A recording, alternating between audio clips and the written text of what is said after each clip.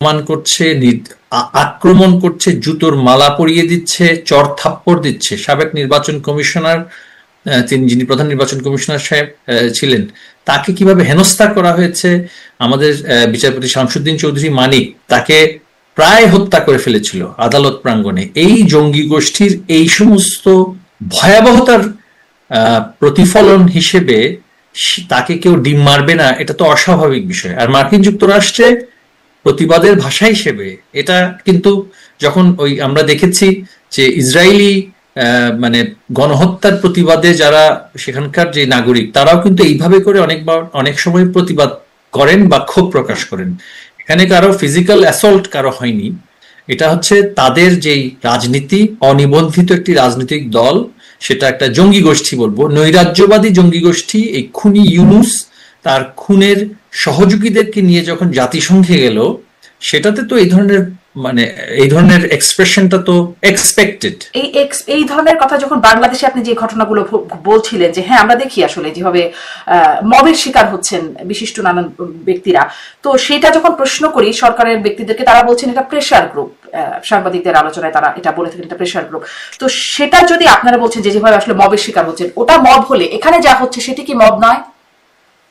অবশ্যই না, সেটা প্রতিবাদ। বাংলাদেশে প্রতিবাদ হচ্ছে বলে তারা বলেন, কিন্তু প্রতিবাদ তো না, বিক্ষুব্ধ জনতা তো আদালতে গিয়ে মানুষ হত্যা করে না।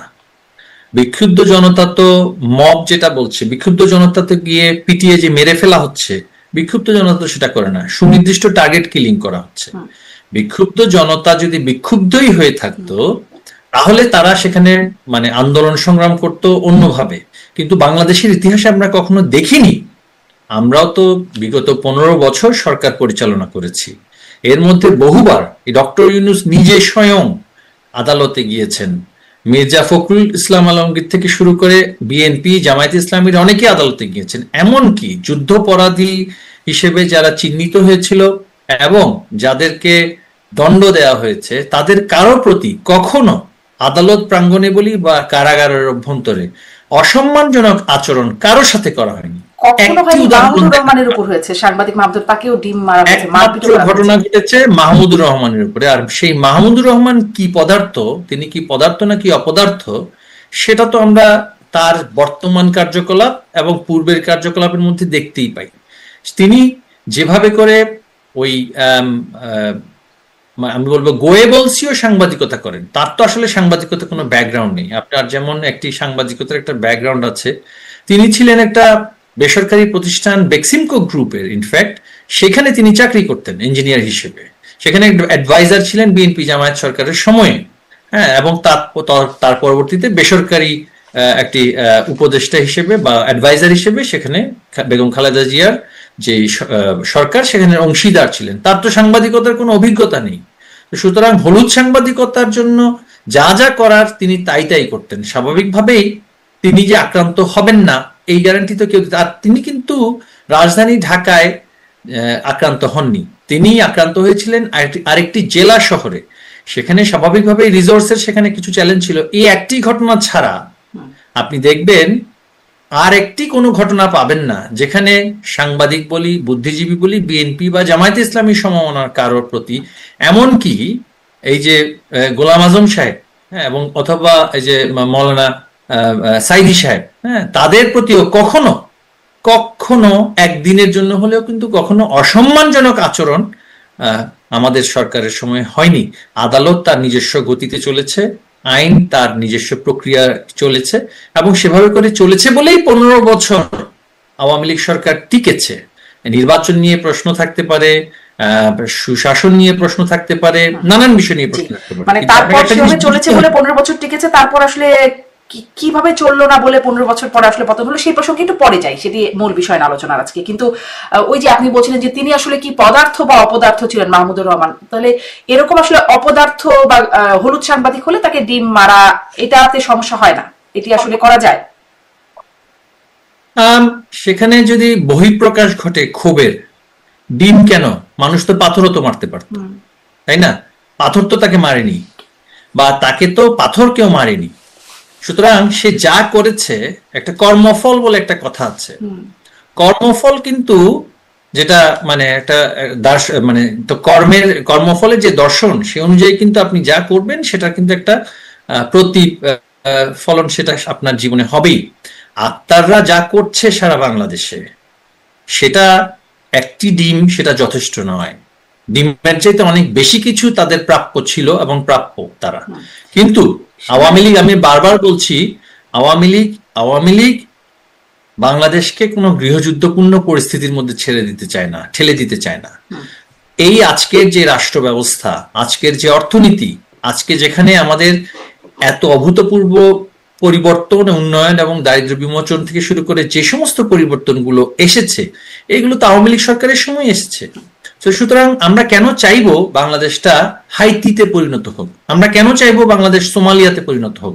এখন পর্যন্ত আমরা সবাই সহনশীল আচরণ করছি। আমাকে নিষিদ্ধ করে দেওয়ার পরও আমার কর্মীদেরকে, আমি যদি বলি আমি সরকারের দায়িত্বে ছিলাম, কোনো যদি দুর্নীতি করে থাকি আমি করেছি, কোনো যদি সহিংস ঘটনায় প্রশাসনকে নির্দেশনা দেওয়ার জায়গায় সেখানে যদি অবিচারমূলক কোনো সিদ্ধান্ত, সেটা আমি দিয়েছি, সরকার দিয়েছে বা সরকারের সাথে যারা সম্পৃক্ত ছিল। আমার পঞ্চগড় জেলা আওয়ামী লীগের সাধারণ সম্পাদকের সেখানে কোনো রোল ছিল না, বা আমার তেতুলিয়া একদম নিঃসন্দেহে যেভাবে ঘরে ঘরে হামলা বা হচ্ছে সেটি খুবই নিন্দনীয় বিষয়, সেটি ঠেকানো যাচ্ছে না, এটার সমালোচনা জারি রাখতেই হবে। এটা আপনি মোটা দাগে খুবই দ্রুতভাবে বলে দিলে চলবে। কারণ আমি আসলে পরের প্রশ্নে একটু যেতে চাই। আপনি বলছিলেন যে এই যে মানে ওটি হচ্ছে কর্মফল। এখন মজার ব্যাপার কি জানেন, এখন এটি বলা হচ্ছে যে এটি আওয়ামী লীগের কর্মফল, তারা যা করেছে সেটির কর্মফল। দেখুন, আপনি আসলে যেভাবে আমার মানে কথা শেষ হওয়ার মধ্যে যদি আবার প্রশ্ন করে ফেলেন, আমার পক্ষে আসলে মানে কথার উত্তরটা যথাযথভাবে দেওয়া সম্ভব হবে না। আমার কথা সম্পূর্ণ হলে আপনি প্রশ্নটা করলে সেটা ভালো হবে, তাহলে পরিষ্কার হবে আমার যে বক্তব্যটা। একটু স্লো যাবেন, তাহলে আমার কথাটা একটু মানে সহজ হবে। কর্মফল 15 বছর রাষ্ট্র পরিচালনা করার পরে তারপরে যদি আপনি বলেন যে যেই রাজনীতি, যেইভাবে করে নির্যাতন হত্যাযজ্ঞ চলছে 5ই আগস্টের আগে এবং তার পরবর্তীতে, সেখানে তারা যা করছে, আমরা আমাদের সরকারের সময়ে যেভাবে রাষ্ট্র পরিচালিত হয়েছিল, সমাজ পরিচালিত হয়েছিল, বিচার বিভাগ পরিচালিত হয়েছিল, প্রশাসন পরিচালিত হয়েছিল, তার 1% যদি তারা চর্চা করত, তাহলে ন্যূনতম আইনি অধিকার, বিচার পাওয়ার অধিকার আমাদের সকলের থাকতো। তারা তো ইতিমধ্যে কারাগারে যেভাবে করে জেল হত্যা করেছিল, সেখানে তো সরাসরি গুলি করে হত্যা করেছে। ইতিমধ্যে কারাগারে আমাদের বহু নেতাকর্মীকে চিকিৎসা না দিয়ে হত্যা করা হয়েছে। আমাদের সময় তো দেখাতে পারবে না তারা বিএনপি বা জামায়াতে ইসলামীর কোনো নেতৃস্থানীয় ব্যক্তি বা এমনকি কর্মী পর্যায়ের কোনো ব্যক্তিকেও কারাগারে বিনা চিকিৎসায় কেউ মারা গিয়েছে, সেটা তো কোনো দেখাতে পারবে না। সুতরাং তারা যা করছে যথাসময়ে সেটা প্রাপ্য। তারা যদিও অভিযোগ করেন, বিএনপি নেতারা অভিযোগ করেন যে বেগম খালেদা জিয়াকে কারাগারে স্লো পয়জনিং করা হয়েছে, তার যথাযথ চিকিৎসা করা হয়নি, এই অভিযোগগুলো কিন্তু করেন, আপনি শুনেছেন নিশ্চয়ই। অভিযোগ তো বাংলাদেশে অভিযোগের কোনো শেষ নেই। যারা প্রপাগান্ডা করে, গোয়েবলসের একটা কথা ছিল, মিথ্যা যদি বারবার করে আপনি বলতে থাকেন, তাহলে সেই মিথ্যাটা একসময় জনগণের কাছে সত্য হিসেবে সন্দেহজনকভাবে উপস্থাপিত হয় এবং গ্রহণযোগ্য হয়ে যায়। তাদের মিথ্যার বেসারতি এত বেশি, এত গভীর, তারা তো মুক্তিযুদ্ধের ইতিহাসটাকেই পরিবর্তন করে দিতে চায়। তারা তো 71কে আর স্বাধীনতা বলছে না, 24কে স্বাধীনতা বলছে, 47কে স্বাধীনতা বলছে। তারা বাংলাদেশের জাতির পিতাকে তো মানছে না, বুঝলাম, রাজনৈতিকভাবে তারা মানে না। তারা তো তৎকালীন সময়ে যারা মুক্তিযুদ্ধের নেতৃত্ব দিয়েছিলেন, হ্যাঁ, আমাদের যে জাতীয় চার নেতা থেকে শুরু করে যারা সেক্টর কমান্ডারও ছিলেন, তাদেরকে তো তারা মানছে না। তারা তো চরম নৈরাজ্যবাদী। তো সুতরাং তারা কি করছে সেটা মুখ্য নয়। আমি এখন যেটা বলতে চাই সেটা হচ্ছে রাজনীতিতে অনেক প্রক্রিয়া থাকে। একটি বিষয় হচ্ছে, দেখুন, যখন আমরা যেখানে উন্নত রাজনীতির ন্যূনতম, যেখানে একটা উদাহরণ যদি আমি বলি, আমি প্রতিবেশী দেশগুলো যদি বলি, আমাদের আশেপাশের দেশগুলো, এবং আমরা যদি ইউরোপ আমেরিকার দেশের কথা বলি, সেখানে যারা রাজনীতি করেন, সরকারের যে নীতি, সেই নীতি যদি কোনো রাজনৈতিক দলের পছন্দ না হয়, তাহলে সেই নীতির তারা সমালোচনা করেন, বিরোধিতা করেন। সেটা তারা সংসদে করতে পারেন বা সেটা তারা গণমাধ্যমে করেন। প্রাথমিক কার্যক্রমটা হচ্ছে বিরোধিতা করা বা সমালোচনাটা করা। আমাদের 15 বছরের সময় আপনি একজন সাংবাদিক ছিলেন, আপনি সেখানে টক শো পরিচালনা করতেন, সেখানে প্রত্যেকটা টক শোতে বিএনপির বা অন্যান্য রাজনৈতিক দলের প্রতিনিধিত্ব কি ছিল না? প্রতিটা টক শোতেই ছিল। এবং 36টি চ্যানেলে বাংলাদেশে প্রতিদিন আওয়ামী লীগ সরকারের বিরুদ্ধে প্রতিদিন সমালোচনা করার জন্য দ্বার উন্মুক্ত ছিল এবং প্রতিদিন করা হতো। হ্যাঁ, যদি বলি যে মিছিল সমাবেশ করার বিষয়ে, সেখানে আমাদের সময়ে অনেক বেশি কঠোরতা অবলম্বন করা হয়েছে। কেন হয়েছে সেটা এখন দেখুন, যে out of control situation of Dhaka city, যে যেখানে পারছে সেখানে সমাবেশ ডেকে পুরো শহরকে ব্লক করে দিচ্ছে। এই যে অরাজকতা এবং নৈরাজ্য, সেটাকে বন্ধ করতে আমরা কিন্তু নিয়ন্ত্রিতভাবে পলিটিক্যাল প্রসেশনগুলো করার ব্যাপারে সিদ্ধান্ত নিয়েছিলাম। তাও কখন? 2014 সালের পরে। 2014 সাল পর্যন্ত তো বিএনপি এবং জামাত সংসদে উপস্থিত ছিল। 2008 সালের নির্বাচনের পরে কিন্তু জামাত ইসলামীরও কিন্তু প্রতিনিধিত্ব সংসদে ছিল। 14 সালে তারাই সিদ্ধান্ত নিল তারা নির্বাচন করবে না। আমার সাথে তো তাদের এই জায়গাটাতে ব্যাপক পার্থক্য আছে। আমি বলছি নির্বাচন করা আমার অধিকার, আমাকে করতে দিতে হবে। আর তারা তো নিজেরাই সব জ্ঞানে সাংগঠনিকভাবে সিদ্ধান্ত নিয়ে নির্বাচন করবে না, নির্বাচনকে প্রতিহত করবে। এই বিষয়ে আসি, তাছাড়া অনেকগুলো প্রসঙ্গ মাঝখান দিয়ে চলে যাচ্ছে, স্কিপ হয়ে যাচ্ছে। যেমন আপনি বলছেন নির্বাচন, আপনি বলছেন আপনি নির্বাচন করতে চান কিন্তু করতে দেওয়া হচ্ছে না। মোহাম্মদ আরাফাত আপনাদের নিষিদ্ধ হবার আগেই বলেছিলেন যে এই ইউনূস সরকারের অধীনে নির্বাচনে যাবেন না। সেই অবস্থাটা কি আপনাদের তাহলে ছিল না, দলীয় ছিল না? না, আপনি এখানে আমাকে তো কন্ট্রাডিক্ট করে কোনো লাভ হবে না। আপনি এটা মানে সেন্সেশনাল কন্ট্রাডিকশনের কোনো প্রয়োজন নেই। মোহাম্মদ আরাফাত যে কথা বলেছে সেটাই আমাদের দলীয় অবস্থান। আমি তো নির্বাচন করতে চাই, কিন্তু নির্বাচনটা কিভাবে হবে সেটা হচ্ছে কথা। তিনি কি বলেছেন? তিনি কি বলেছেন যে আওয়ামী লীগ নির্বাচন একেবারেই করবে না? তা তো নয়। নির্বাচন করার আগে যদি আমার কোনো সাংগঠনিক সভা বা আমার যে ডেকোরাম অনুযায়ী যে একটা আমার প্রেসিডিয়ামের একটা সভা হবে, সেই পরিস্থিতি তো আপনি রাখেননি। আপনি আওয়ামী লীগের প্রত্যেক নেতাকর্মীকে আপনি সর্বোচ্চ পর্যায় থেকে শুরু করে একেবারে তৃণমূলে আপনি গ্রেফতার করছেন। নির্বাচন তো অনেক দূরের কথা। স্বাভাবিক সাংগঠনিক সিদ্ধান্ত নেওয়ার যে টেবিলে বসে আলোচনা করার যে সিদ্ধান্ত নেওয়ার যে অবকাশটা, সেই স্কোপটাকে আপনি রাখছেন? আপনি তো ঘর থেকে তুলে নিয়ে এসে মবের হাতে ছেড়ে দিচ্ছেন, মব তৈরি করছেন এবং হত্যা করছেন এবং অথবা কারাগারে নিক্ষেপ করছেন। আপনি মামলা দিচ্ছেন হাজার হাজার। এই মুহূর্তে আমার বিরুদ্ধে মামলা আছে, আমি যা দেখেছি এফআইআর আছে 160টি। তো একটা মানুষ 160টি খুন, মার্ডার কেস, হ্যাঁ, একসাথে তো করা কখনো সম্ভব নয়, তাই না? তো এই 160টি কেসের মধ্যে একটিতে আমি দেখলাম আসামি করা হয়েছে আমাদের চকবাজার ওয়ার্ডের একজন কাউন্সিলরকে, যিনি আজ থেকে প্রায় 4 বছর আগে ইন্তেকাল করেছেন।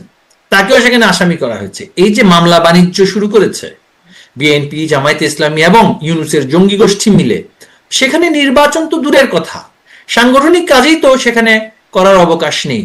সেই ক্ষেত্রে যখন আপনি এই ধরনের এক্সট্রিম অথরাইটেরিয়ান অ্যাকশনের দিকে যাবেন, ব্যাপক আপনার নিয়ন্ত্রণের দিকে যাবেন একটি বিশাল রাজনৈতিক দলের সংগঠনের প্রতি, সেটার পরিণতি কিন্তু ভালো হয় না। আমরা যদি বলি যে আমাদের সময়ে জামায়াতে ইসলামীকে ব্যান করা হয়েছে কিন্তু প্রশাসনিকভাবে 3রা আগস্ট, তার আগে আদালতে মামলাটা কিন্তু চলমান ছিল, কিন্তু তাদের কার্যালয় ছিল, তাদের কার্যালয়ে তাদের সভা হতো, তাদের মিছিল মিটিং এর ক্ষেত্রে যেহেতু তারা কিছু সুনির্দিষ্ট আক্রমণ করেছিল, সাইদি সাহেবকে যখন বলা হলো যে চাঁদে দেখা গিয়েছে, সেটাকে ইস্যু করে সারা দেশব্যাপী যে ভয়াবহ অরাজকতা করেছে, তার পরবর্তীতে তাদের কার্যক্রমে কিছুটা নিয়ন্ত্রণ প্রতিষ্ঠা করা হয়েছে। কিন্তু জামায়াতে ইসলামীর আমির থেকে শুরু করে এই যে পরোয়ার সাহেব, তারা তো কার্যালয়ে বসে সভা করতে পেরেছেন, তারা প্রশাসনের সাথে কথা বলতে পেরেছেন। আমরা প্রতিদিনই খবর পেতাম গোপন বৈঠক করার সময় তাদেরকে তুলে নিয়ে আসা হচ্ছে বা গ্রেপ্তার করানো হচ্ছে। আসলে কি যে গোপন বৈঠক হতো সেটা বুঝতাম না। একসাথে কতজন মানুষ মিলে বসলেই একটা গ্রেপ্তারের বিষয় আসতো। তাদেরকে তো কখনো সেই কোনো সভার জন্য, সভা করার জন্য কোনো তো মামলা দেওয়া হয়নি। তাদের আলোচনা ছিল আমাকে করতে দেওয়া হয়নি, কিন্তু তাদের তো কার্যালয়টা তো কখনো ব্যবহার করতে পেরেছে। তারা বিএনপির যে কার্যালয়, তারা তো সার্বক্ষণিক সেটা ব্যবহার করতে পেরেছে। 28 অক্টোবর তো বিএনপি তো সেখানে মিছিলও করতে পেরেছে এবং সেখানে অনুমতিও দেওয়া হয়েছে মিছিল করার জন্য, সভা সমাবেশ করার জন্য, তাই না? তো আমরা যখন 2009 সালে রাষ্ট্রীয় দায়িত্বে আসলাম, বিএনপি বা জামায়াত ইসলামীর সভা সমাবেশ বাংলাদেশে কি পরিমাণে হয়েছিল এবং সেখানে তারা 6টি সিটি কর্পোরেশনে বিজয়ী হয়েছিল, মেয়র হয়েছিল, তাই না? তো সুতরাং আমাদের সরকারের সময়ে ডাকসু নির্বাচন হয়, সেই ডাকসু নির্বাচনে ভিপি নির্বাচিত হয়েছিল ভিপি এই যে নূর, তাই না? তো সেই ক্ষেত্রে সরকার যদি সবকিছুই, আমাদের আওয়ামী লীগ সরকার যদি সবকিছুই কুক্ষিগত করে ফেলতো, তাহলে তো ঢাকা ব্যাংক থাকতো না, বা বাংলা ভিশন টেলিভিশন চ্যানেলও থাকতো না, এনটিভিও থাকতো না, তাই না? তাদের ব্যবসা বাণিজ্য অর্থনৈতিক কার্যক্রম দেশের স্বার্থে, জনগণের স্বার্থে, কর্মসংস্থানের স্বার্থে, অর্থনীতির স্বার্থে আমরা তো কখনোই সেগুলোতে নিয়মের বাইরে গিয়ে কোন ধরনের যে বিষয়টি বলা হয় যে আপনারা তো গণ অভ্যুত্থানে মানে আপনাদের পতন হয়েছে, অতএব আপনাদের সাথে ট্রিটমেন্টটা কি আর ওই রকম হবে? আমাদের কোনো গণ অভ্যুত্থান হয়নি। আমি মানে আপনার প্রশ্নটা আসলে আমার বক্তব্য শেষ করার পরে করলে তাহলে আমি আপনার প্রশ্নটা শুনতে পারবো, আপনি একটু আরেকবার বলুন। আবার সময় সীমাবদ্ধ করে দিয়েছেন আপনি, যার কারণে একটু অনেকগুলো বিষয় অ্যাকোমোডেটও করতে হবে। তাহলে আমরা কম কথা বলবো, কিন্তু মানে যদি কথার উপর কথা আমি শুনতে পাচ্ছি না এই জন্য। আচ্ছা আচ্ছা, গণ অভ্যুত্থান হয়নি, তাহলে কি আপনার বক্তব্য কি? এটা তো গণ অভ্যুত্থান কিভাবে বলবেন আপনি? আপনি এটা দাঙ্গা সৃষ্টি করলেন, দাঙ্গার মাধ্যমে ঢাকা শহরে আপনি ব্যাপক জিহাদি গোষ্ঠীকে ঢোকালেন। ইউনূস তো নিজেই স্বীকার করেছে, এই যে তথাকথিত শান্তি পুরস্কারধারী ইউনূস নিজেই স্বীকার করেছে, ইট ওয়াজ মেটিকুলাসলি ডিজাইন। কে ঢোকালো জিহাদি গোষ্ঠীকে? জিহাদি গোষ্ঠীকে সেটা ভাড়া করে কাদেরকে নিয়ে আসা হয়েছে সেটা তো আমরা যখন তৎকালীন সময়ে সরকারের অবস্থা, সেখানে থেকে আমাদেরকে সেটা সংস্থাগুলো বলছিল যে এই স্পেশালি ট্রেন্ড স্নাইপার আনা হয়েছে ঢাকা শহরে, সুনির্দিষ্টভাবে ক্লিনিক্যালি টার্গেট করে মানুষ হত্যা করার জন্য। তারপরে এই যে পরিকল্পিতভাবে আপনার যেই স্থাপনাগুলোতে আক্রমণ, পরিকল্পিতভাবে বিশ্ববিদ্যালয়গুলোর সামনে গিয়ে যেভাবে আক্রমণ করা হচ্ছে, সোশ্যাল মিডিয়াকে ব্যবহার, আবার বলুন পরিকল্পনাটা কাদের? পরিকল্পনা তো ইউনূস নিজেই বলেছে, হি হ্যাড এ টিম। সেই টিমের সাথে কারা কাজ করেছে সেটা তো আমার পক্ষে এই মুহূর্তে বলা সম্ভব না, কিন্তু যারা বিশ্লেষক তারা প্রতিনিয়ত বলছেন, এমনকি আমেরিকাতে প্রফেসর জেফরি স্যাক্সও বলেছেন বিভিন্ন দেশ থেকে অর্থ এসেছে রেজিম চেঞ্জের জন্য। রেজিম চেঞ্জ অপারেশন যখন কেউ করে, সেই রেজিম চেঞ্জটা কিভাবে করে সেটা তো আমরা দেখেছি নানান দেশে। ইউক্রেনে আমরা দেখিনি, মেইডান রেভলিউশন বলা হয়ে থাকে। এবং মার্কিন প্রেসিডেন্ট ডোনাল্ড ট্রাম্প তিনি দায়িত্ব গ্রহণ করে বললেন বাংলাদেশ একটা ভুইফোর এনজিও কে $24 মিলিয়ন এক বছরে দেওয়া হয়েছে, সেখানে 3 জন লোক কাজ করে। এই $24 মিলিয়ন কাদের কাছে গিয়েছে? এই যে অর্থগুলো বিদেশ থেকে আনা হয়েছে, দেশ থেকে আনা হয়েছে, এবং হঠাৎ করে রাতারাতি পাকিস্তান সেনাবাহিনীর যেই বাংলাদেশে আসা যাওয়া, পাকিস্তানের সাথে যে ভয়াবহ নতুন করে একেবারে অভূতপূর্ব নতুন সম্পর্ক তারা স্থাপন করতেছে, যার সাথে আমার কোনো ট্রেডও নেই, সেই অর্থে যোগাযোগও মানে commercial relationship is very expensive, কারণ পাকিস্তান তো পুরো ভারতবর্ষ ক্রস করে সেখানে আসতে হয়। এখানে আমাদের কাছে তথ্য আছে সেখানে আইএসআই ইনভলভ ছিল, সেখানে অন্যান্য বিদেশি সংস্থা ইনভলভ ছিল। এগুলো তো পরিষ্কার হয়ে গিয়েছে এখন, কিভাবে সমকামীদের সংগঠন থেকে শুরু করে একেবারে উগ্র মৌলবাদী সংগঠন সবাইকে কিভাবে আর্থিকভাবে ম্যানেজ করে নামানো হয়েছে সেটা তো আমরা দেখেছি। এই একই কাজ কিন্তু আগেও করার চেষ্টা করা হয়েছিল, কিন্তু আমাদের পরিকল্পনার কারণে, নেতৃত্বের সেই দক্ষতা বা সেইভাবে করে প্রশাসনের যেই মানে কার্যক্রম, যারা নেতৃত্বে ছিলেন প্রশাসনের, তাদের দক্ষতার কারণে এই সকল ষড়যন্ত্র আগে তারা বাস্তবায়ন করতে পারে। আসলে কোথাও দক্ষতার ঘাটতি ঘটলো। এক্সট্রিম ডান, এক্সট্রিম বাম, মানে সবাই মিলেমিশে, একদম উগ্র ডানপন্থী এবং সমকামীদের সংগঠন সবাই মিলেমিশে গেল, কিন্তু আপনারা বিষয়টা ডিল করতে পারেন না। মানে আপনাদের শক্তি তখন কোথায় ছিল? আমি আসলে এদিকে খুব বেশি যেতে চাই না, এটা পুরনো আলোচনা, আপনিও হয়তো বিভিন্ন জায়গায় করেছেন, তারপরে যেহেতু বলছেন একটু শুনি। দেখুন, আমাদের শক্তি, আমাদের একটা অবস্থান ছিল যে আমরা রক্তপাত যেভাবে করে বাড়ছে, যেভাবে করে ক্লিনিক্যাল কিলিং চলছে, সেটা আমরা আরো বাড়ুক সেটা আমরা চাইনি। আমরা কিন্তু সাংগঠনিকভাবে যদি সেখানে সশস্ত্র অবস্থানও নিতাম বৈধ অস্ত্র নিয়ে, তাহলে কিন্তু পরিস্থিতি হয়তোবা আমাদের এই যে আজকের যে এইভাবে করে সরকার উৎখাত তারা করেছে সেটা তারা করতে পারতো না। এখানে অনেক আভ্যন্তরীণ ষড়যন্ত্র হয়েছে।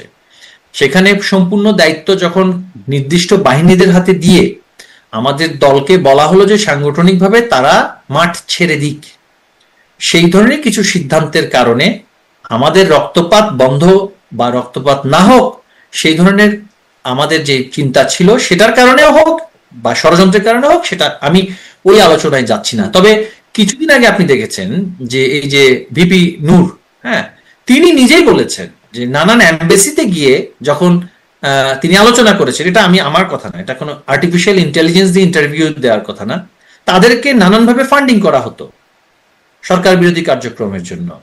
ইউএসএইড এর ফান্ডিং গুলো কোথায় যেত সেটা আমরা দেখেছি। দেখুন, যখন গ্রিন বিলের ব্যাপক ইনভেস্টমেন্ট আসে রেজিম চেঞ্জের জন্য, তখন পৃথিবীর যে কোনো সরকারের পক্ষেই সেটাকে ম্যানেজ করা খুব কঠিন হয়ে দাঁড়ায়। ঠিক, আমার প্রশ্ন কিন্তু এখানেই ছিল জনাব নওফেল, আমার প্রশ্নটা কিন্তু এখানেই যে আপনাদের বিরুদ্ধে কেন এই ডান বাম মানে একদমই তারা ডিফারেন্ট আইডিওলজি, সবকিছুতে ডিফারেন্ট, কিন্তু তারা এক হয়ে গেল, এম্বাসি গুলো লেগে গেল, এমনকি দেশের মানুষকেও নিয়ে রাস্তায় নামিয়ে ফেললো। রেজিম চেঞ্জের সিদ্ধান্ত যখন, আমি বলি, রেজিম চেঞ্জের সিদ্ধান্ত যখন ডিপ স্টেট বিভিন্ন দেশের গোয়েন্দা সংস্থারা মিলে, বিশেষ করে মানে এটা বলতে এখন দ্বিধা নেই যে পশ্চিমা দেশগুলোর যে সংস্থাগুলো ছিল তারা তাদের সাথে একটা কূটনৈতিক পর্যায়ে যেভাবে আমাদের সম্পর্ক হানি হয়েছে সেটার তো একটা রিপার্কেশন হবেই, এবং সেই রিপার্কেশনটা তারা করেছে। এবং সেক্ষেত্রে আপনি বলতে পারেন যে এটাকে আমাদের কূটনৈতিক ব্যর্থতার ফসল কিনা, কারণ একটা পর্যায়ে কিন্তু 2014 সালের নির্বাচনের পরে মার্কিন যুক্তরাষ্ট্রও কিন্তু মানে জামায়াতে ইসলামী বা বিএনপির যে সহিংস আন্দোলনকে তারা কিন্তু সমালোচনা করেছে, এবং তারা বলেছে যে this people are not fit to run the government, তাই না? পরবর্তীতে নানান ঘটনা প্রবাহের কারণে মার্কিন যুক্তরাষ্ট্র বলি বা পশ্চিমা বিশ্বের যারা আছে তাদের সাথে কিছুটা দূরত্ব যদি বলি আমি, আবার পাশাপাশি ডক্টর ইউনূসের যে বিশাল যে পুঁজি বিনিয়োগ করা আছে ইউরোপিয়ান ইউনিয়ন এবং মার্কিন যুক্তরাষ্ট্রে, সেগুলোর তো ডিভিডেন্ড সে পাবেই, এবং সেখানে কিন্তু পরিকল্পিতভাবে এই কাজগুলো হয়েছে। পূর্বের আলোচনায় আমি এই মুহূর্তে গিয়ে সময় নষ্ট করতে চাই না, আমি সামনের দিকে এগোতে চাই, এবং আমার মনে হয় আমাদের আপনার যারা দর্শক আছেন তারাও সামনের দিকের আলোচনাটাই শুনতে, সামনের দিকের আলোচনায় একটু যাই। তাহলে আপনি বলছিলেন একটু আগে যে আপনাদের গৃহযুদ্ধে যাওয়ার প্ল্যান নাই, আপনারা আসলে সহিংসতার দিকে এখনো পর্যন্ত যাওয়ার প্ল্যান নাই, তাহলে আপনাদের প্ল্যানটা আসলে কি রকম? সম্প্রতি মানে বেশ কদিন আগেই দেখছিলাম যে আওয়ামী লীগের অফিসিয়াল যে ফেসবুক পেজ, সেখানে শেখ হাসিনার একটি বক্তব্য সম্বলিত একটা ফটো কার্ড, যে আমি আসছি, আবার আসছি, তোমাদের যার যা ক্ষয়ক্ষতি হয়েছে তোমরা ভুলে যাও, আমরা প্রতিহিংসা রাজনীতি করতে চাই না, এরকম একটি ফটো কার্ড দেখলাম। তারপরে আবার একটা ভার্চুয়াল বক্তব্য, তার আগেও এরকম বক্তব্য, ভার্চুয়াল বক্তব্যটা এরকম যে কবে ক্ষমতায় যাব বা যাবেন, কবে প্রতিশোধ নেওয়া হবে তা ঠিক নাই, এখন যখন যেখানে দেখা হবে সেখানেই ব্যবস্থা নিতে হবে, মনে রাখবা গেরিলা যুদ্ধের মাধ্যমে দেশ স্বাধীন হয়েছে, এখন সেই পথই ধরতে হবে। আসলে কোনটা আপনাদের অবস্থান? প্রতিশোধের রাজনীতি নয় নাকি প্রতিশোধেরই রাজনীতি? দেখুন, রাজনৈতিক কর্মসূচি, আমি আবারও ওই আগে যেটা একটা সূত্রপাত করেছিলাম, রাজনৈতিক কর্মসূচির 3টা পর্যায় থাকে। একটা হচ্ছে অ্যাডভোকেসি এবং পলিসি ক্রিটিসিজম, পলিসি অপোজিশন। নীতি নির্ধারণী পর্যায়ে আমি যখন আমার একটা সরকারের কোনো সিদ্ধান্ত আমার ভালো লাগবে না বা সেটা সমালোচনা করার জন্য আমি সেটা গণমাধ্যমের মাধ্যমে সমালোচনা করব, আমি সেটা রাজপথে দাঁড়িয়ে সমালোচনা করতে পারি, প্রেস ব্রিফিং এর মাধ্যমে, প্রেস কনফারেন্সের মাধ্যমে, সেমিনারের মাধ্যমে, বা কোনো পার্লামেন্টে গিয়ে আমরা সেটা সমালোচনা করতে পারি। এটা হচ্ছে একটা সুস্থ স্বাভাবিক রাজনৈতিক সমাজের একটি প্রক্রিয়া। দ্বিতীয় প্রক্রিয়াটা হচ্ছে যখন আমি দেখব যে আমার যে সমালোচনা তারপরেও জনগণের যে ইচ্ছা তার বিরুদ্ধে সরকারের নীতি বা সরকারের কর্মসূচি বা কর্মকৌশল যারা সরকারে বসে আছে তারা সেটা শুনছে না, তখন সেই পরবর্তী ধাপটা আসে হচ্ছে প্রতিবাদ। প্রাথমিক প্রতিবাদ পর্যায়ে আমরা কি করি? আমরা সমাবেশ করি, আমরা মিছিল করি, বা আমরা সেই প্রতিবাদের ভাষাটাকে স্লোগানের আকারে দিয়ে জনগণকে আমরা সেটা বোঝানোর চেষ্টা করি, তাদের মধ্যে সেই মানে অ্যাওয়ারনেসটা, সেটা সচেতনতাটা এনে তাদের মাধ্যমে কর্মসূচিগুলোকে আরো বৃহৎ আকারে করে সরকারকে বার্তা দিতে চাই যে তোমার কাজগুলো সঠিক হচ্ছে না, তোমার রাষ্ট্র পরিচালনা যথাযথ নয়, তাই না? এটা হচ্ছে দ্বিতীয় ধাপ।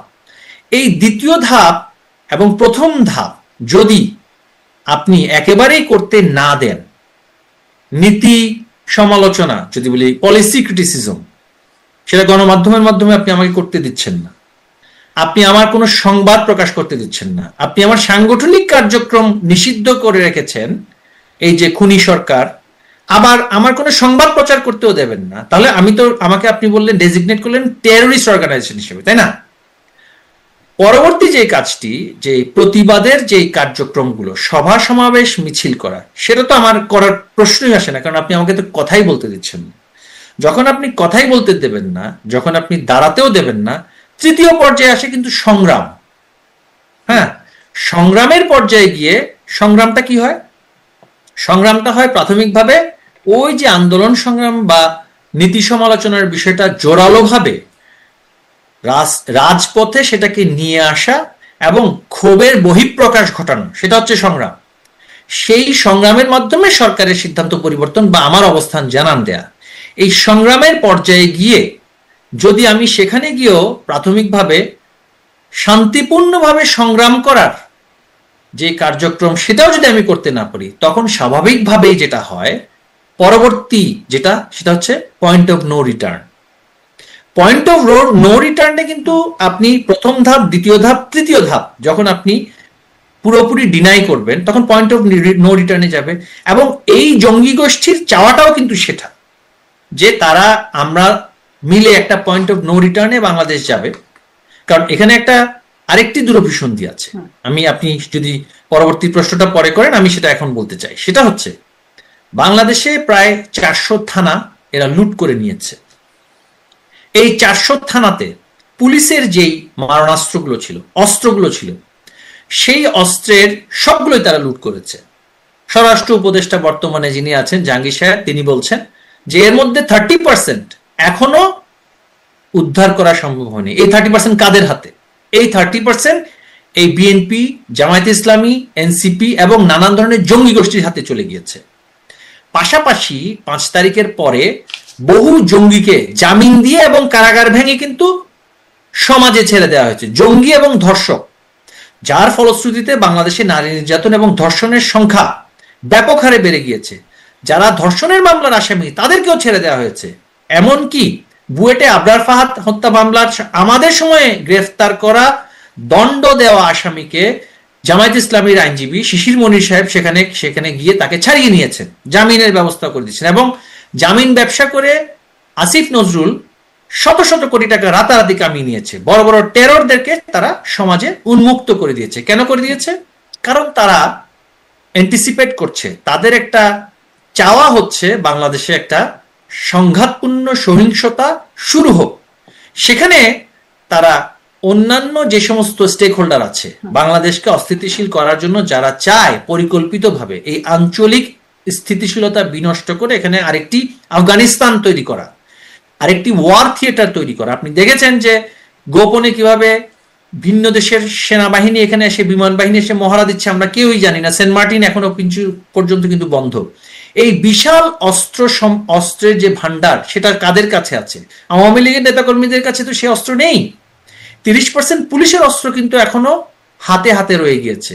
এর পাশাপাশি থানাগুলোতে কিন্তু আইনি এবং বেআইনি অস্ত্র মজুদ করে রাখা হয়েছিল। বেআইনিগুলো এভিডেন্স আকারে, সাক্ষ্য আকারে ছিল, এবং অনেক লাইসেন্স করা অস্ত্র সেখানে রক্ষিত ছিল। মানুষ যারা লাইসেন্স করেছে তারা অনেক সময় থানায় গিয়ে অস্ত্রটা রেখে আসে নিরাপত্তার স্বার্থে।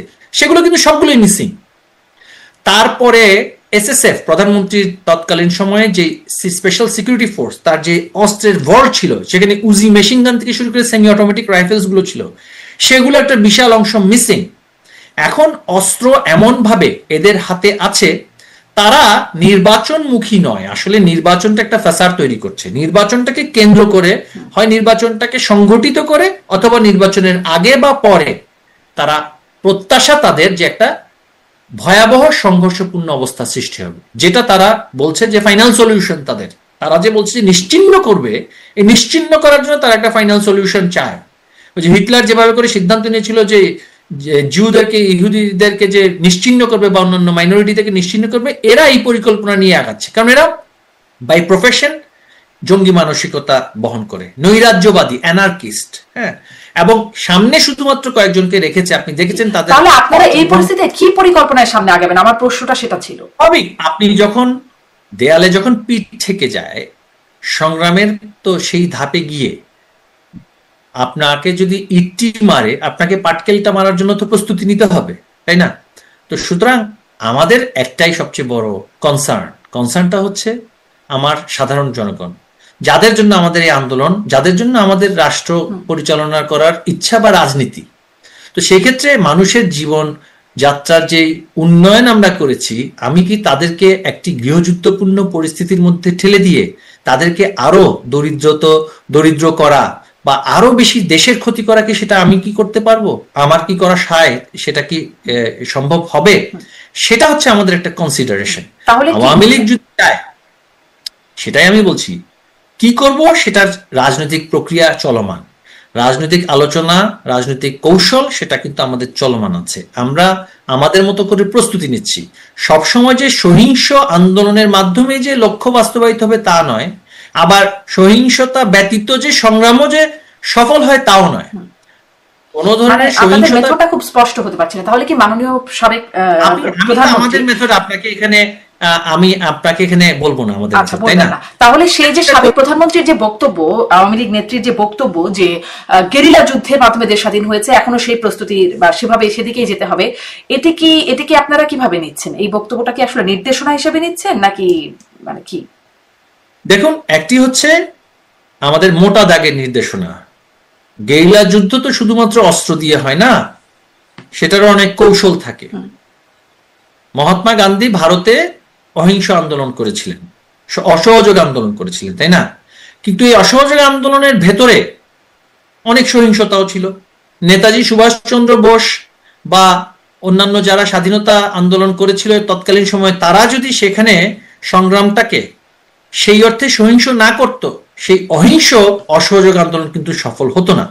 আমার মূল আন্দোলন হচ্ছে অহিংস, কিন্তু সংগ্রামের নানান কৌশলের পর্যায়ে গিয়ে যদি সেখানে সহিংসতাটাকেই বেছে নিতে হয় বা সেটাকেও প্রতিহত করতে হয়, সহিংসতাকে প্রতিহত করতে হলে তো আপনাকে আত্মরক্ষা করতে হবে। আত্মরক্ষার জন্য আপনাকে যা করার সেটাও করতে হবে। আওয়ামী লীগের সে অভিজ্ঞতাটা আছে।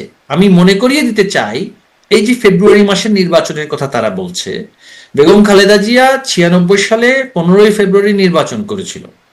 সেই নির্বাচনে আওয়ামী লীগ এর নেতৃত্বে জামায়াতে ইসলামী, জাতীয় পার্টি, কমিউনিস্ট পার্টি, সকল রাজনৈতিক দল যে অসহযোগ আন্দোলন করেছিল, সেই অসহযোগ আন্দোলনের মাথায় বেগম খালেদা জিয়া সংসদে তড়িঘড়ি করে আইন পাশ করে ক্ষমতা ছেড়ে দিয়ে জুন মাসে আবার নির্বাচন দিতে তিনি বাধ্য হয়েছিলেন, তাই না? কিন্তু তখন মব সন্ত্রাস করা হয়নি, তখন জিয়াউর রহমানের কবরে ভাঙচুর বা আগুনও দেওয়া হয়নি, তখন সারা বাংলাদেশে বিএনপির নেতা কর্মীদেরকে বাড়িতে বাড়িতে গিয়ে হত্যা, ধর্ষণ, খুন, রাহাজানি, তাদের ব্যবসা বাণিজ্য ধ্বংস করে দেওয়া হয়নি। আন্দোলন হয়েছে, সহিংসতা সেখানে ছিল, প্রাণহানির সংখ্যাও কিন্তু এত বেশি ছিল না। ওই যে আপনি বলছিলেন না, প্রথম ধাপ, দ্বিতীয় ধাপ, তৃতীয় ধাপ, মানে এর কোনো একটা ধাপে তার মানে বেগম জিয়া রাজি হয়ে গেলেন। কিন্তু আপনাদের ক্ষেত্রে যদি বলি, এর কোনো ধাপে কিন্তু তিনি রাজি হননি। তিনি যখন আন্দোলনটি এমন পর্যায়ে গিয়ে পৌঁছালো, প্রশাসন তার বিরুদ্ধে চলে গেলেন, সেখানে জনতার মঞ্চ হলো এখানে, এবং সেখানে মানে চট্টগ্রাম বন্দরে, আমরা চট্টগ্রাম অঞ্চলে তখন সেখানে এমন আন্দোলন করেছি যে বন্দর আমদানি রপ্তানি বন্ধ হয়ে গেল। এবং এই যে পরিস্থিতিটা, সেখানে আমদানি রপ্তানি বন্ধ করতে কিন্তু আপনার হত্যাযজ্ঞ করতে হয় না, এগুলো কিছু কৌশল আছে। সব কৌশল এখানে আলোচনাযোগ্য নয়, তাই না? আমাদের কিন্তু আন্দোলন করার কৌশলটা আমরা সেটা নিরূপণ করেছি, যথাসময়ে সেটা আমরা বাস্তবায়ন করব, সেটা আলোচনার বিষয়। এই প্রসঙ্গেও যাই, তাহলে কি যারা আসলে আন্দোলন করলো, আন্দোলনে এখন সবাই বলছে, আমরা ছিলাম, বিএনপি ছিল, জামাত ছিল, বিভিন্ন বাম দলগুলো ছিল, সবাই আন্দোলনের স্টেক হোল্ডার হিসেবে দাবি করে, তাদেরও কি দেয়ালে পিঠ থেকে গিয়েছিল? মানে আপনাদের কাছে তাদের যে সেটা পৌঁছানোর উপায় কি আসলে তাদের ছিল? মানে তারা নির্বাচন, একটা সুষ্ঠু নির্বাচন তারা পাচ্ছিল না। জি, আপনি কি 96 সালের কথা বলছেন? না না, আমি বর্তমান পরিস্থিতি, মানে আপনার 5ই আগস্ট পূর্বে তাদেরও কি দেয়ালে, মানে আন্দোলনের যে আপনি 1, 2, 3 নাম্বার ধাপ বা 4 ধাপগুলোর কথা বলছিলেন, সেই ধাপগুলোতে যদি না যাওয়া যায়, তাহলে যখন দেয়ালে পিঠ থেকে যায় বা পয়েন্ট অফ নো রিটার্ন দেওয়া হয়েছে, হ্যাঁ, তাদেরকে তো দেওয়া হয়েছে ডলার ইনভেস্টমেন্ট, সেটা তো প্রকাশিত হয়েছে। কোথায় কত টাকা কাকে দেওয়া হয়েছে, কি পরিমাণ অর্থ বাংলাদেশে ঢোকানো হয়েছে রেজিম চেঞ্জ অপারেশনের জন্য, রেজিম চেঞ্জ অপারেশনের জন্য কত অর্থ এখানে বিনিয়োগ করা হয়েছে, সেটা কিন্তু ভিন্ন। আমাদের সময় যে আন্দোলন সংগ্রাম হয়নি তা তো না, এটা তো আন্দোলন সংগ্রাম হয়নি, এটা হচ্ছে টার্গেট কিলিং, দাঙ্গা বাঁধানো হয়েছে, টার্গেট কিলিং করা হয়েছে। এবং আমি, আমার অনেক বিএনপি যারা রাজনৈতিক বন্ধুরা আছেন, তারা নিজেরাও কিন্তু হতচকিত হয়ে গিয়েছিল যে ঘটনার স্কেলে, যে এইটা কারা করছে, কিভাবে করছে। বিএনপিও কিন্তু যে রাজনৈতিক আন্দোলন পরবর্তীতে করেছে, তারাও পরিকল্পিতভাবে কি কি করেছে, সেখানে তাদের অনেক নিয়ন্ত্রণ ছিল না। এখন দেখা যাচ্ছে তারা ক্রেডিট নিচ্ছে বা পরিষ্কার সরাসরি বলছে আমি রামপুরা টেলিভিশনে আগুন দিয়েছি, অর্থাৎ তারা সেটা করেছে। এবং সেটা করার জন্য তো একটা ইনভেস্টমেন্ট লাগে। যে কোনো আন্দোলন সংগ্রাম যারা করে, রাজনীতি যারা আমরা করছি, আমরা জানি মোবিলাইজেশন করার জন্য যে আর্থিক যোগ লাগে, যে অর্থ বিনিয়োগ করতে হয়, সেই অর্থটা তারা সেখানে নানান সোর্স থেকে তারা সেটা পেয়েছে এবং পাওয়ার কারণেই তারা অত্যন্ত স্বল্প সময়ের মধ্যে সেটা করতে পেরেছে। এর পাশাপাশি এখন আমি যদি বলি সবই শুধু ষড়যন্ত্র ছিল, জনগণের কোনো ক্ষোভ ছিল না, আমাদের সরকার শতভাগ একেবারে মানে সততার মূর্ত প্রতীক হিসেবে সরকারের পিয়ন থেকে শুরু করে সর্বোচ্চ পর্যায়ে সব জায়গায় সবকিছু সঠিক ছিল, সেটা তো একটা রাজনৈতিকভাবে আমি বলবো অপলাপ হবে, তাই না? প্রতিটা সরকারের বিরুদ্ধেই মানুষের ক্ষোভ থাকবে এবং দুর্নীতির জায়গায় গিয়ে বড় দুর্নীতি বা ছোট দুর্নীতি বলি, আওয়ামী লীগের নেতাকর্মীরাও তো দুর্নীতির শিকার হয়েছে, হয়েছে না? আমি সরকারের থেকে বসে রাজুকে আমাকে 50,000 টাকা ঘুষ দিতে হয়েছে আমার ফ্ল্যাটের, সিম্পল আমি ফ্ল্যাট নিয়েছি, সেই ফ্ল্যাট আইডিএলসি থেকে আমি তৎকালীন সময় আমি লোন নিয়ে ফ্ল্যাট কিনলাম, আমাকে সেখানে মিউটেশন করতে আমি সরকারের উপমন্ত্রী থাকা অবস্থায় 50,000 টাকা ঘুষ দিতে হয়েছে এবং আমাকে সেখান থেকে বলা হয়েছে যে মন্ত্রী হিসেবে আমি কম পেয়েছি, এটা রেট নাকি 2 লক্ষ টাকা। তো তারপরে আপনারা কোনো ব্যবস্থা নিলেন না? মানে মন্ত্রী হিসেবে আপনার তো একটা গ্রিপ ছিল। মন্ত্রী হিসেবে আমার গ্রিপ ছিল, আমি যদি তার বিরুদ্ধে ব্যবস্থা নিতে চাই তখন সে তো আমার মিউটেশনটা দেবে না, দিচ্ছে না। আমার সরকারি কর্মচারী আইনের যে প্রক্রিয়া, যে কোনো রাজনীতিবিদকে আপনি যে কোনো সময় মামলা দিয়ে কিন্তু আপনি তার বিরুদ্ধে দুর্নীতির মামলা বলেন, ক্রিমিনাল মামলা বলেন, যা ইচ্ছা তাই করতে পারবেন। কিন্তু সরকারি কর্মচারী আপনি দেখুন, বিগত আমাদের এই যে স্বাধীনতার পর থেকে এখন পর্যন্ত আমরা সরকারে যারা কর্মচারী তাদের যে ডিসিপ্লিনারি প্রসেস, এটা যদি ক্যাডারভুক্ত সার্ভিস বলি বা রাজুক সিটি কর্পোরেশনের কর্মচারী বলি, আমরা কতজন ব্যক্তিকে শাস্তি দিতে পেরেছি, সেটাই তো আমাদের আমি বলবো ব্যর্থতা। আমি যখন বেসিক পাবলিক সার্ভিস নিতে যাই, সেখানে গিয়ে বার্থ সার্টিফিকেট বা পাসপোর্ট করাতে যাচ্ছি বা মিউটেশন করাতে যাচ্ছি, সেখানে গিয়ে যে আমাকে যে মাইক্রো করাপশন, মানুষকে কিন্তু মাইক্রো করাপশন কিন্তু ইফেক্ট করে না। মানে পৃথিবীর অনেক দেশে কিন্তু মাইক্রো করাপশন চলছে, বড় লার্জ প্রজেক্টগুলোতে নানান ধরনের প্রফিট শেয়ারিং হচ্ছে, সেটা রাজনৈতিক দল পাচ্ছে নাকি উচ্চ পর্যায়ের আমলারা পাচ্ছে নাকি কর্পোরেট প্রতিষ্ঠান পাচ্ছে, সেটা কিন্তু আমি আলোচনায় যাচ্ছি না। সেগুলো কিন্তু মাইক্রো পর্যায়ে, ব্যক্তি পর্যায়ে আমি একজন নাগরিক হিসেবে আমাকে কিন্তু সেগুলো কিন্তু এফেক্ট করে না। আমাকে এফেক্ট করে যখন আমি আমার নাগরিক সুবিধার যে অধিকারটা যেটা আছে, আমি আমার পাসপোর্ট করতে যাব, সেখানে ভেরিফিকেশনের জন্য আমাকে যদি পয়সা দিতে হয়, আমি মন্ত্রী থাকা অবস্থায় দিতে বাধ্য হয়েছি একজনের পাসপোর্ট করার জন্য। এই সমস্ত মাইক্রো করাপশনের মন্ত্রীকে জানান নাই? আপনাদের তো মন্ত্রিসভার বৈঠক হইতো, আলোচনা হতো, অবশ্যই যেটা হয়েছে গণপূর্ত মন্ত্রী সরাসরি সেই ডেস্ক অফিসারকে ফোন করেছে। সেই ডেস্ক অফিসার তখন এমন একটি টেকনিক্যাল সে একটা এক্সকিউজ দিল যে এটা পরিবর্তন করতে 3 মাস সময় লাগবে, কিন্তু ব্যাংকের যে অডিটিয়ার, সেই অডিটিয়ারের কারণে ব্যাংক করছিল তড়িঘড়ি।